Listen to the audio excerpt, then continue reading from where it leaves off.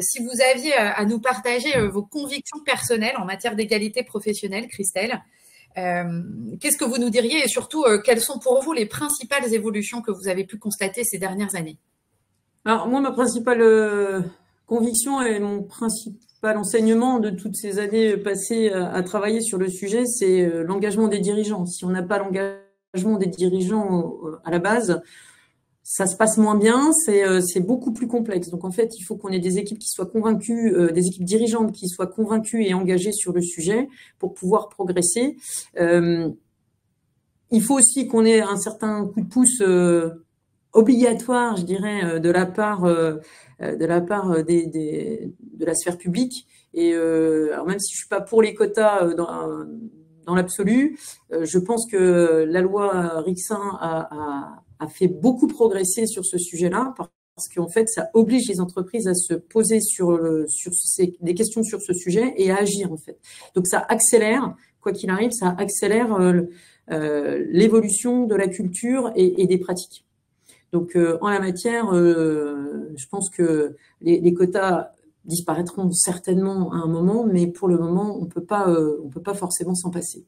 Quand j'étais dans certaines entreprises, on avait trouvé des petits trucs pour pouvoir faire avancer le système, puisque généralement, il faut quand même, si on y va frontalement et qu'on impose la manière de voir en disant bon, vous allez avoir tant de femmes, on a tous les boucliers qui se lèvent. On a bien sûr, oui, alors c'est pas normal par rapport aux hommes, et puis on trouve pas les bonnes candidates, et puis, enfin bref, on a toutes les façons de pouvoir échapper au sujet qui se mettent en place.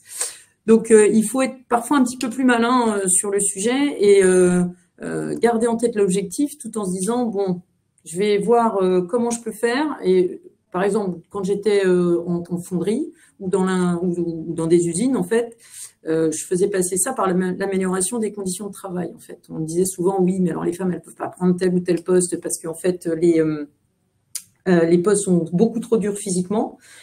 Ce qui déclenchait aussi des AT, des accidents du travail ou des maladies professionnelles. Donc, on améliorait les conditions d'accueil et de travail sur les postes pour pouvoir aussi dire derrière, ben voilà, maintenant nous n'avons plus le verrou concernant le fait que les femmes ne peuvent pas prendre parce que c'est trop dur physiquement, et on améliorait les conditions pour les hommes. On avait moins d'accidents du travail, on avait moins de maladies professionnelles, de risques de maladies professionnelles, et les femmes pouvaient aussi, du coup, accéder à ce type de poste. Donc, je passais par l'aspect financier, qui sont les cotisations AT-MP qui allaient être diminuées, par les conditions de travail des hommes qu'on allait améliorer et qu'on allait aussi, du coup, avoir plus de facilité pour trouver des profils. Et enfin, comme c'était possible de mettre aussi des femmes, on pouvait à ce moment-là se dire on rentre des femmes dans le système.